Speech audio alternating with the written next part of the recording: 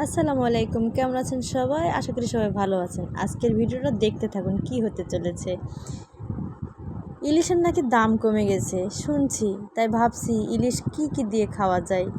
ইলিশ খাবো বেগুন দিয়ে, গাঁটি দিয়ে, ছড়া দিয়ে, কচু দিয়ে, আর ভাজা করে খাবো, আরও কত কি চিন্তা ভাবনা। তাই আজকে আমি চিন্তা করলাম আজকে খাবো শাক দিয়ে ইলিশ।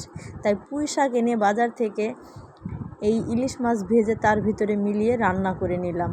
কারণ কি জানেন, সব দিকে একদম রোল পড়ে গেছে, বাংলাদেশে নাকি ইলিশের দাম একদম পানির দামে যাচ্ছে।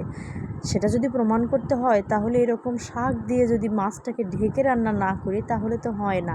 তাই আজকে ভাবলাম যে এই ইলিশ মাছ দিয়ে যদি আমি একবার শাকের একটা রেসিপি শেয়ার করি তাহলে গোটা দুনিয়ার মানুষ বিশ্বাস করতে বাধ্য যে বাংলাদেশের ইলিশের দাম অবশ্যই কমে গেছে।